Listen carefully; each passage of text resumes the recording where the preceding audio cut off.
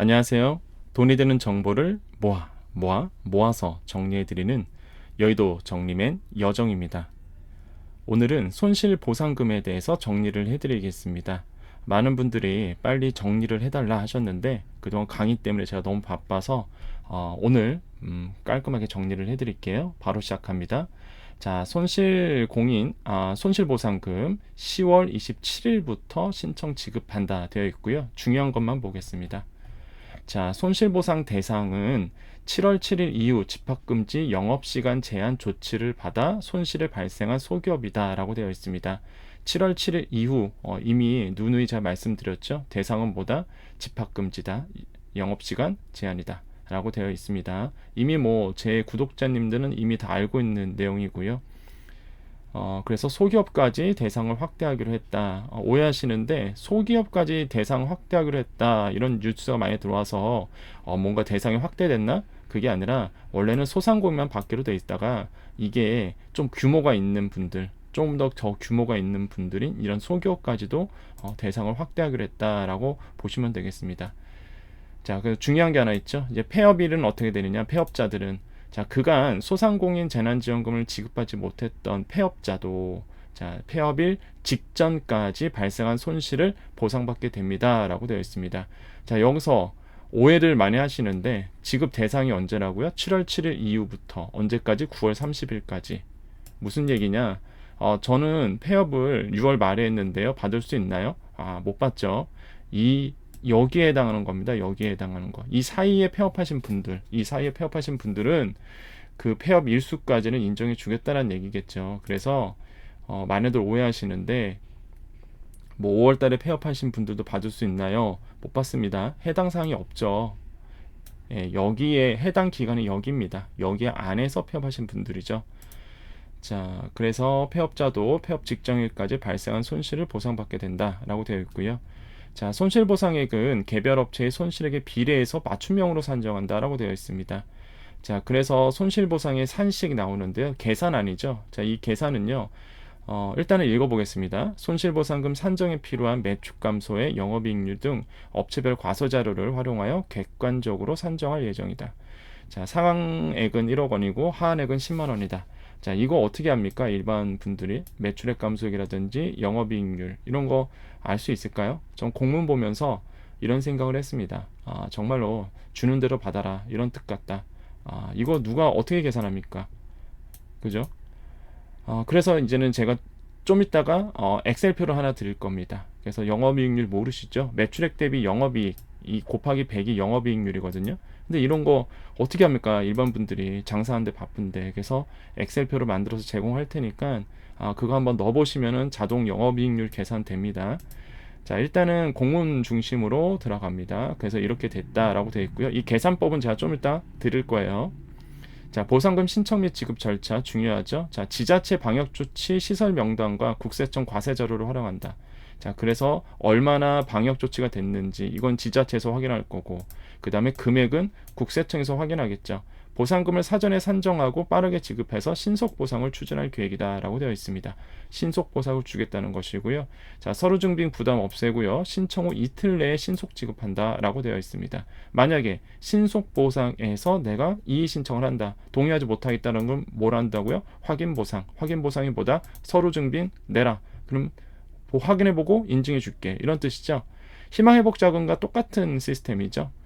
신속 지급하고 만약에 신속 지급에서 이의 있으면 확인 보상하고 확인 보상에서도 동의하지 못해. 그러면 이의 신청을 통해서 구제받을 수 있다라고 되어 있습니다. 언제 신청하느냐? 10월 27일부터 시작될 예정이며 라고 되어 있습니다. 그래서 온라인 신청이 어려우신 분들은 11월 3일부터 시군구청 손실보상 전담 탐구를 방문하여 신청할 수 있다라고 되어 있습니다. 콜센터는 1533-3300번이라고 되어 있습니다. 자, 여기까지 하고요. 이게 여러분 궁금하셨던 것들 질문의 답, 이 시간을 좀 갖도록 하겠습니다. 자, 그 정부가 마련한 질의 응답의 답인데, 자, 소상공인 손실보상 제도의 의미는 뭐 집합금지, 영업시간 제한, 방역조치 이행한 소상공인이다. 자, 그래서 누누이 제가 말씀드렸습니다. 일반 경영 위기업종이라든지 일반 업종 해당 사항이 없습니다. 자, 업체별 손실 규모에 대해서 비례 맞춤형 보상금을 산정하도록 되는 것이 특징이고요. 기간 아까 다 말씀드렸죠? 자, 근데 이게 중요하죠. 방역조치별 대상 시설이 이제는 딱 정해져 있습니다. 집합금지는 어디예요?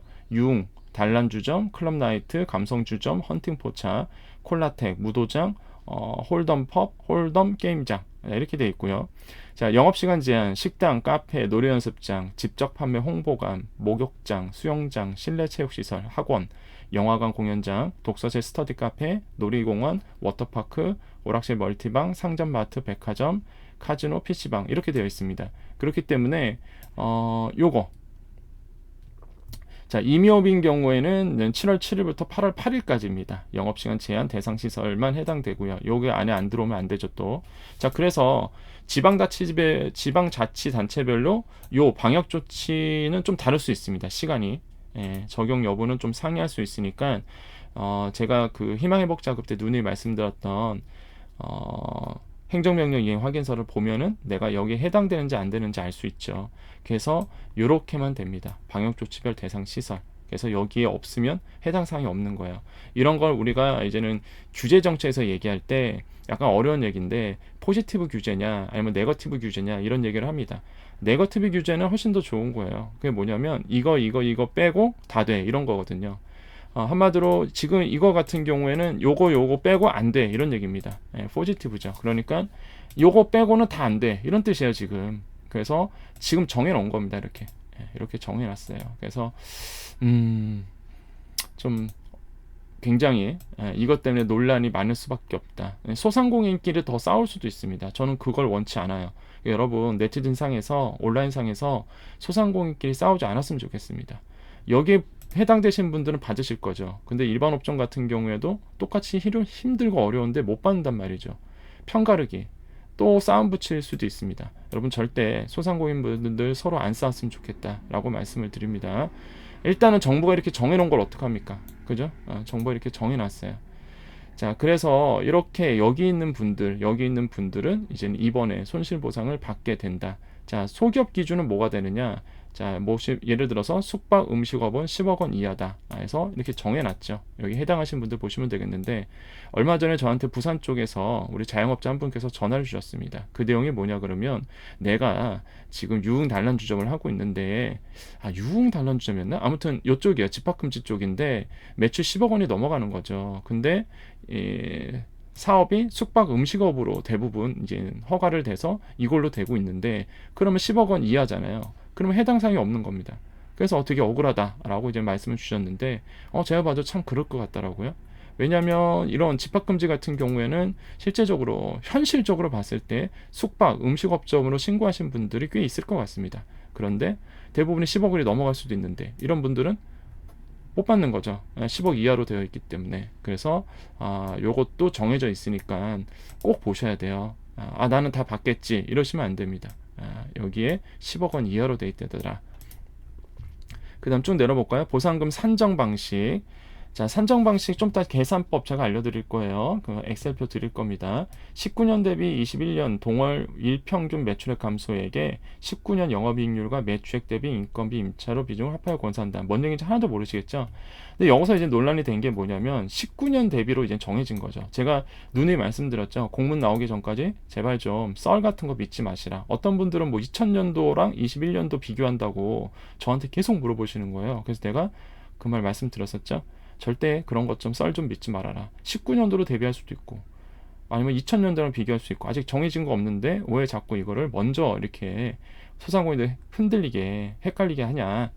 그래서 공문 나올 때까지 기다려라. 공문은 어떻게 돼 있어요? 결국에는 19년 대비 그러니까 코로나19 영향이 있기 전 19년 대비 21년도 동월 일평균 매출 감소액 이걸로 결정이 됐습니다. 그래서 19년도와 21년도 789죠. 789. 789. 요 매출을 이제 보는 거죠. 영업이익률 좀 이따 말씀드릴 거예요. 인건비 임차료 어떻게 보는지 다 말씀드리겠습니다. 자, 요거 이제는 계산이 되고요. 이것도 좀 이따 설명드릴 거고요. 고정비 다 반영되는가? 여기서 또 나온 게 19년도 영업이익률 플러스 매출액 대비 인건비 임차료 비중 이렇게 하기로 했습니다. 그래서 뭐 정부는 이런 얘기를 해요. 인건비 임차료 비중 합하여 산정합니다. 그러니까 반영을 한다는 얘기겠죠. 근데 하지만 글쎄요. 제가 계산해봤는데 뭐 그렇게 큰 물론 해주는 건 땡큐인데 소상공인들이 과연 이게 제대로 신고가 됐을지는 전 잘 모르겠습니다. 자, 보정률 정해졌어요. 보정률 같은 경우에는 여기 안 나오네요. 80%죠. 예, 100% 했었으면 좋았을 텐데. 그러니까 손실액의 100%를 제공해 주는 것이 아니라 손실액의 80%만 정해졌죠. 그래서 80%만 주기로 했습니다. 그래서 그 보정률 개념이 뭐냐, 법적 근거는 뭐냐 설명하고 있죠. 자, 국세청 신고 자료가 없는 경우 어떻게 되느냐? 이게 굉장히 중요하죠. 국세청이 보유한 부가가치세 자료, 종합소득세 신고 자료 등 과세 자료를 기본으로 활용합니다. 이게 뭐예요? 이게 뭐예요? 과세 인프라 자료죠.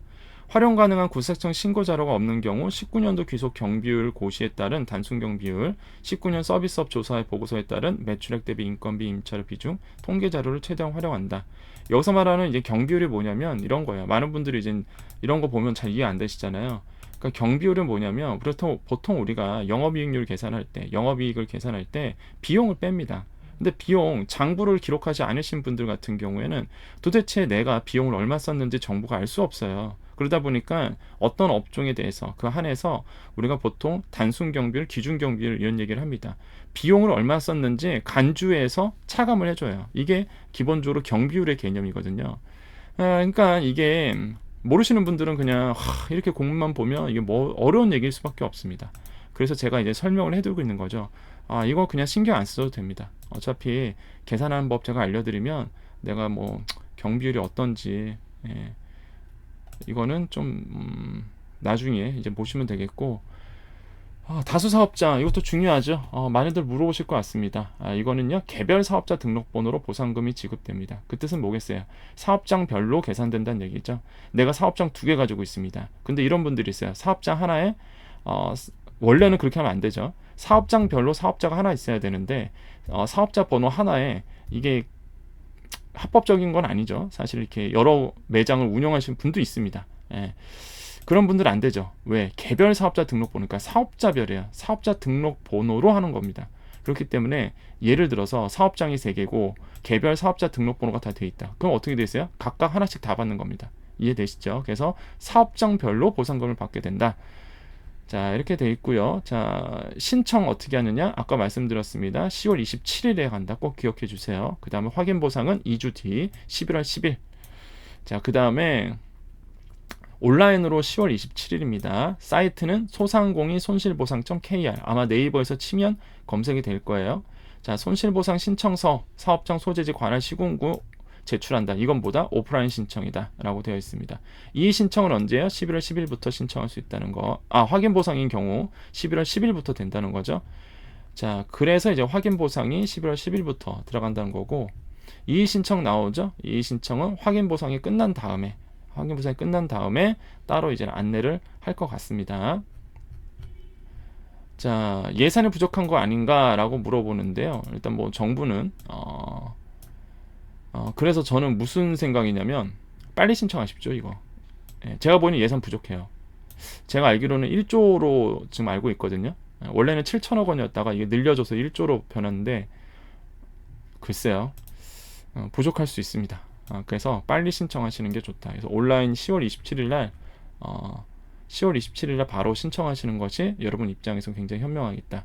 자, 1533에 3300번의 콜센터 번호입니다. 꼭 기억해 주시겠고요. 자, 뭐 이런 거 뭐 한번 보십시오. 끝났네요. 네. 자, 그래서 여러분 제가 오늘 좀 말을 빨리 했죠. 왜냐하면 할 얘기가 많기 때문에 그렇습니다. 가장 중요한 거, 나는 얼마 받을까? 보상금 산정. 이 질문도 있죠. 참 분명히 궁금하실 거예요. 어떤 거냐면, 교수님 저는요 여기 보시면 19년 대비를 하는데 저는 19년 10월에 창업을 했습니다. 19년 그렇죠. 10월이나 11월 달에 창업을 했습니다. 그러니까 기준점이 없는 거예요. 19년 7, 8, 9가 없는 거죠. 매출에. 그럼 이거 어떻게 하느냐? 그러면은 이런 분들이 또 2000년도에 저는 창업했습니다. 이런 분들 있잖아요. 그죠? 자, 그런 분들은 어떻게 되느냐? 자, 여기 보시면 이제 신문에 보면 이런 얘기가 있습니다. 동아일보인데요. 19년 12월에 창업해 그해 7월에 과세 자료가 없다. 그럴 땐 어떻게 되느냐? 자, 이거 중요한 내용이 하나 있죠. 이런 사업자에 대해서는 정부는 2020년 7월 동종 시설 평균 과세 인프라 자료 등을 활용해 추정치를 토대로 손실보상금을 산정한다. 그 뜻은 뭐겠어요? 19년 자료가 없기 때문에 2020년 자료를 쓰겠다는 얘기입니다. 그런데 동종 시설 평균 과세 인프라 자료야. 내 매출이 아니라 그 업종에 평균적으로 나오는 이 과세 인프라 자료를 활용하겠다는 얘기입니다. 되게 억울하죠, 이거. 제가 볼 때는 이거 되게 억울할 것 같습니다. 오히려, 그러니까 복글복이죠. 이렇게 되면. 좋은 분들도 있고 나쁜 분들도 있을 거야. 이렇게 되겠죠. 일단은 내 매출이 아니라 내 영업이익률이 아니라 일단 동종업계 시설의 과세 인프라 자료를 활용하기 때문에 이런 분들 같은 경우에는 그래서 어떤 분들은 좋을 수 있고 어떤 분들은 손해를 볼 수 있는 일단은 그래도 19년도 자료가 없으신 7, 8, 9월에 자료가 없는 분들은 일단 2000년도에 여러 자료로 사용하게 된다라고 여러분 확실히 말씀드립니다. 아마 굉장히 궁금하실 것 같아서 좀 정리를 해드렸고요. 자, 이렇게 좀 빨리 하는 이유 역시나 이제 계산법 때문에 그렇습니다. 계산법을 해야 되기 때문에 제가 빨리 정리를 했고요. 자, 한번 계산 한번 알아볼까요? 자, 계산 한번 알아보겠습니다. 자, 손실보상제 예상 금액 확인표고요. 이거는 가안이니까 확정은 아니니까 참고만 해주세요. 가장 좋은 거는 10월 27일 날 알아서 계산돼서 나올 겁니다. 근데 그 전에 너무 궁금해서 나는 대충 얼마 받을 수 있을까 이런 분들 있죠. 이런 분들을 위해서 만든 거지 정확한 거는 10월 27일 날 정확히 나오니까 너무 이렇게 그때 되면 명확하게 알 수 있다는 거. 하지만 그 사이에 좀 우리가 알 수 있겠는데 일단 요 표를 만들어 드렸습니다. 내가 도대체 영업이익률 계산 안 되잖아요, 여러분. 그래서 여러분은 인건비와 임차료 다 계산하게끔 제가 이제는 만들어 드렸는데 계산기를 되게 심플하죠. 늘 거, 이 노란색만 넣어주시면 됩니다. 노란색만 여러분께서 금액만 넣어주시면 돼요. 그러면 도대체 나의 일평균 매출액이든지 이런 걸 어떻게 아느냐라고 이제는 이 데이터를 넣어주셔야 되는데 여러분 어떤 분들은 뭐 카드 매출 누르신 분 있고 그 다음에 뭐 자기 장부 내가 쓰는 기장 할 때에 그 장부를 넣으시는 분 있는데 여러분 그런 거 다 CR도 안 먹힙니다. 국세청이 신고된 자료를 넣으셔야 돼요. 국세청이 신고된 자료. 그렇기 때문에 국세청 가셔서 이제 확인을 하셔야 되는데 자, 일단 보겠습니다. 자, 일단 데이터를 좀 넣으셔야 되겠죠. 왜냐하면 영업이익률 같은 거 계산하고 그 다음에 영업 손익 보고 인건비가 얼마고 임차료가 얼마인지를 보셔야 돼요. 19년도. 왜? 공문에 그렇게 써져 있으니까. 자, 그럴 때는 역시나 홈택스 가셔서 재무제표를 좀 다운로드 해주셔야 됩니다. 자, 한번 가볼게요. 자, 네이버 가셔서 민원팔리 검색하시고요. 여러분 우리 구독자분들은 다 아시죠? 민원팔리.com 여러분들을 위해서 만든 사이트죠. 자, 여기에 제가 자료를 올려드렸습니다. 여기 보시면 자, 민원팔리 오늘이 10월 9일입니다. 민원팔리.com 가시면 표준 재무제표 증명 쉬운 발급 방법이 있습니다.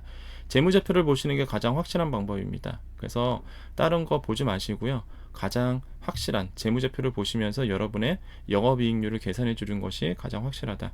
자, 한번 클릭해 볼까요?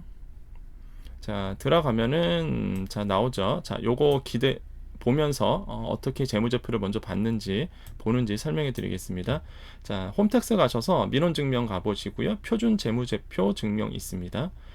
자, 그 다음 자, 가보시면 기본 인적사항 나올 건데요. 이 기본 다 되어 있습니다, 여러분.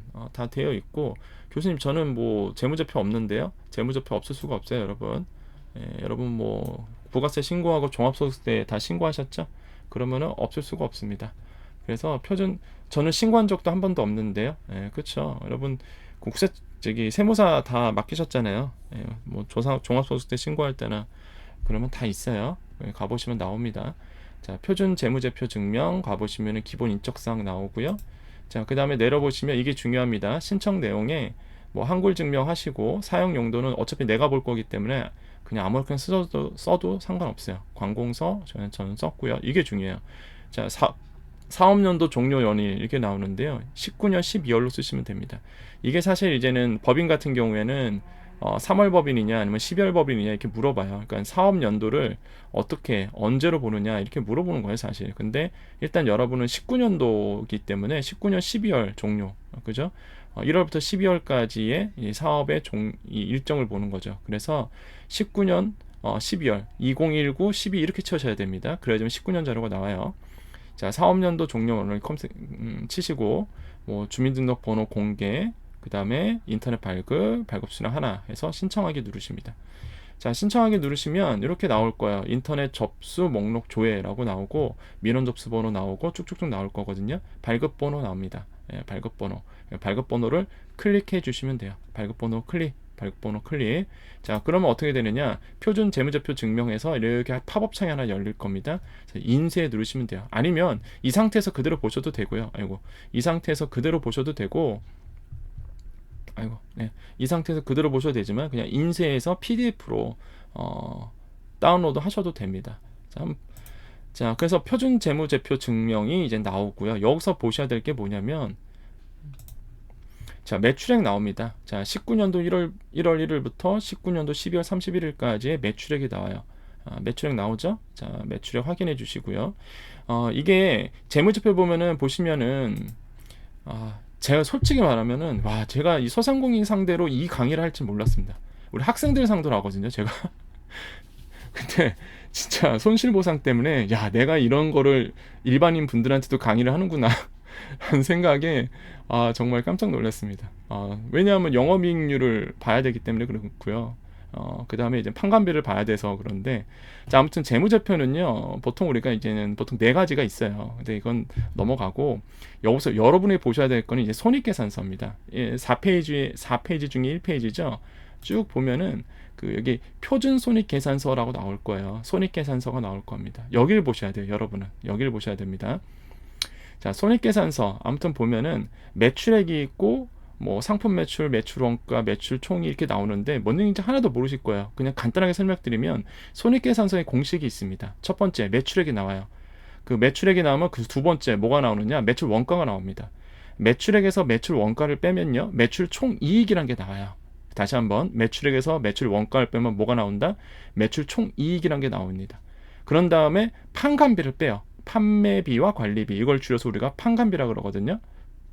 그럼 매출 총이익에서 판관비를 빼면 그제서야 영업이익이 나오는 겁니다. 근데 여러분께서 보셔야 될 게 일단 매출액을 보셔야 돼요. 내 매출액이 얼마인지 기록해 놓으시고요. 쭉 내려보시면 어떻게 돼요? 영업이익이 나옵니다. 영업이익. 뭐라고요? 매출액에서 매출 원가 빼고 그럼 매출 총이익이 나온다. 거기서 뭘 뺀다? 판매 관리비를 빼니까 영업이익이 난다. 그래서 여기가 영업손익이 나오는 겁니다. 자, 요거를 복사하셔서 이제 또 복사해 주시면 돼요, 일단. 그래서 여러분께서 여기서 보실 거는 단기 순이익까지 볼 필요 없습니다. 이거는 이제 법인만 보시면 되고, 개인 사업자 같은 경우에는 어차피 계산법이 매출액과 영업손익만 알면 돼요, 여러분은. 그래서 매출액과 영업손익을 보신 다음에 엑셀표에 가셔서 집어넣으시면 됩니다. 보이시죠? 어렵지 않아요. 교수님, 근데 이 엑셀표는 어디 있나요? 또 물어보실 텐데, 저희 구독자분들은 다 아시죠? 어디 있어요? 민원 판리 가면 자료실에 있습니다. 네, 민원 판리, 또 가야 되겠다. 네, 민원 판리 가보시면, 어디 있어요? 여기 있습니다. 자료실. 여기 손실보상 예상금액 계산기 있죠? 자, 여기서 다운로드 해주시면 돼요. 참고용입니다, 여러분. 정확치는 않아요. 참고용입니다. 아무튼 간에 다운로드 되면 이렇게 나오죠? 그러면 19년도 매출액 쓰시고요. 그 다음에 아까 봤던 영업손익이 있죠? 영업손익을 여기다 적어주시면 됩니다. 그 다음에 인건비 임차로 넣으셔야 돼요. 왜 그러냐면 정부가 정해놨습니다. 임차료와 인건비들하고 계산해야 되기 때문에. 왜? 계산법 아까 보셨죠? 여기 있잖아요. 19년 대비 19년도 동월 일매출 매출 감소에 곱하기 뭐래요? 영업이익률 더하기 뭐야? 매출액 대비 인건비 임차료 비중. 이거 어떻게 하냐고요, 사람들이. 아유, 참. 그러니까 표로 만든 겁니다, 여러분. 도와드리려고. 자, 그래서 여기까지 나왔죠? 그러면은 나의 인건비, 나의 임차료는 어떻게 하느냐? 이거 임의로 쓰시는 분이 있어요. 이거 임의로 계산하시면 안 됩니다. 임의로 다 있어요, 여러분. 어디 있느냐?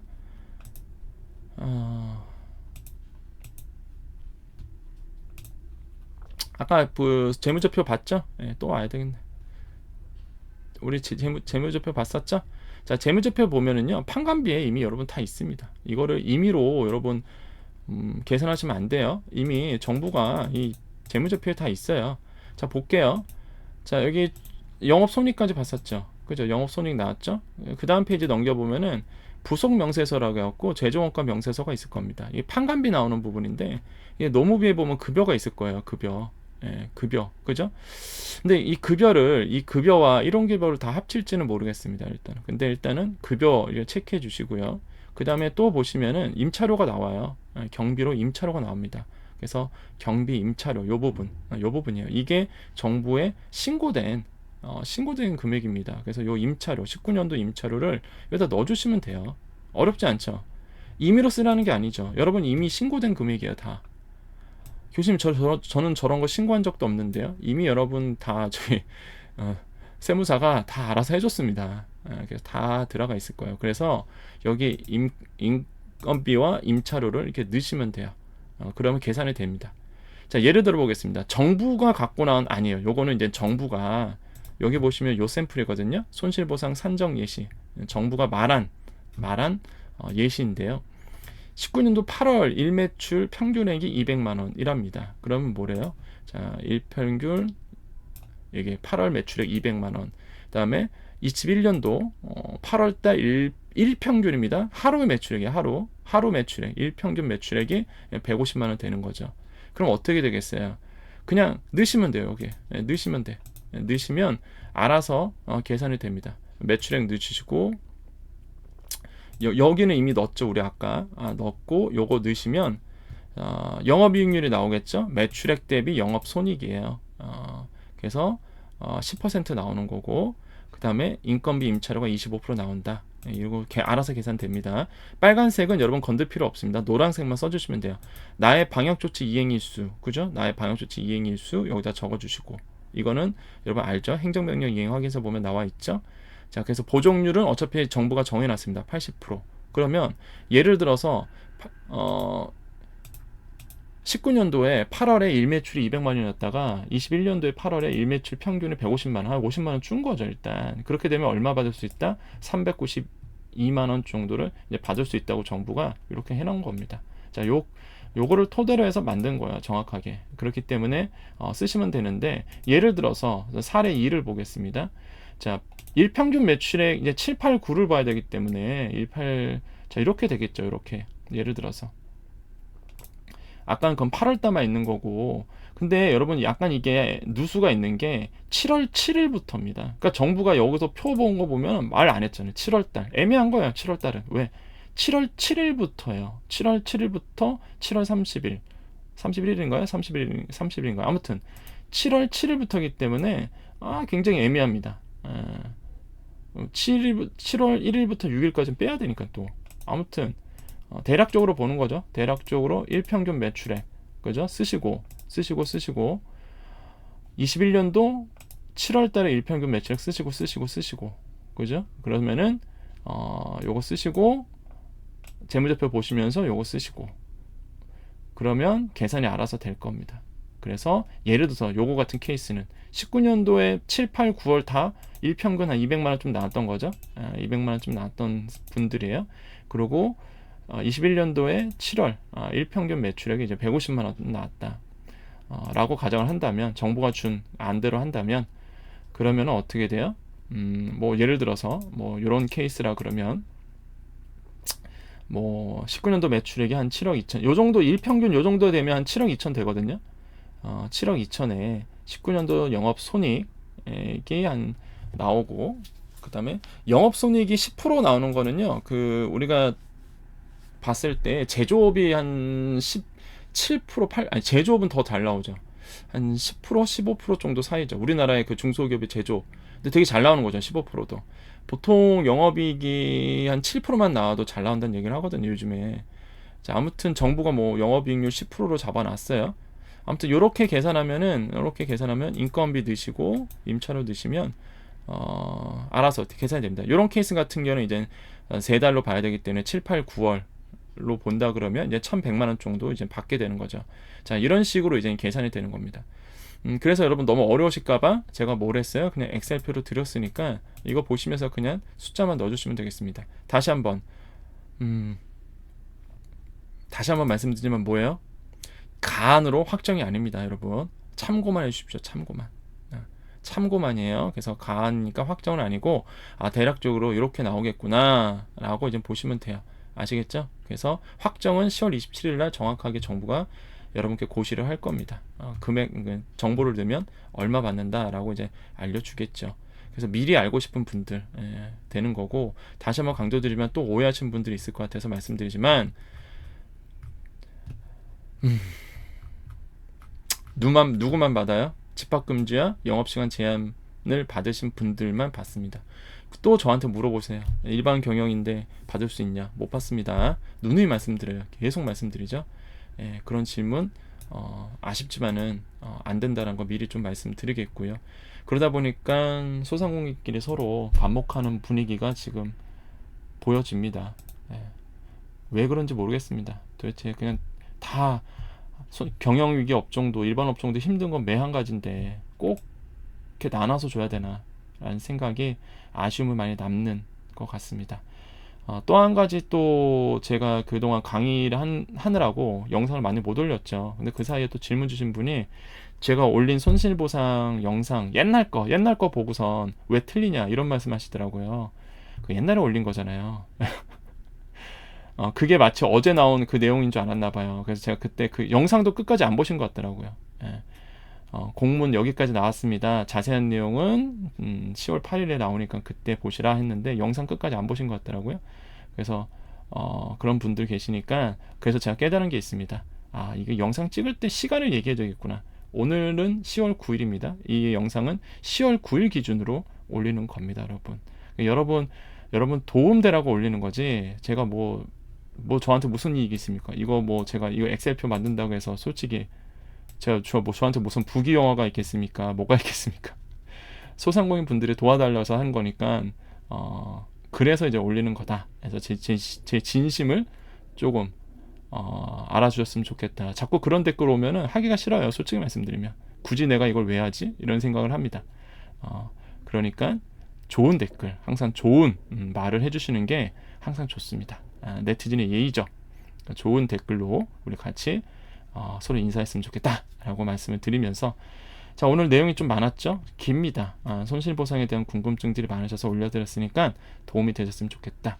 우리 여정 패밀리, 저는 구독자만 좋습니다. 구독자를 중심으로 가기 때문에 우리 구독자님들은 절대 그런 얘기 안 하죠. 다 좋은 얘기만 하시고 칭찬해 주시고 서로들, 그죠? 위로해 주시고 힘내라고 서로들 하시죠. 자, 우리 여정 패밀리 서로 인사할까요? 여러분 성공합니다. 여러분 더 대박 나실 거예요. 여러분 더 좋은 일만 가득하실 겁니다. 저에게 이런 얘기 듣으신 분들은 더 잘 되더라고요. 여러분 더 행복하실 겁니다. 좋은 일만, 또한 웃는 일만, 행복한 일만 가득하실 거예요. 지금 여러분께 복이 굴러 들어가고 있습니다. 지금 바로 여러분께 복을 드리고 있습니다. 자, 여기까지 여의도정님의 여정이었습니다. 감사합니다.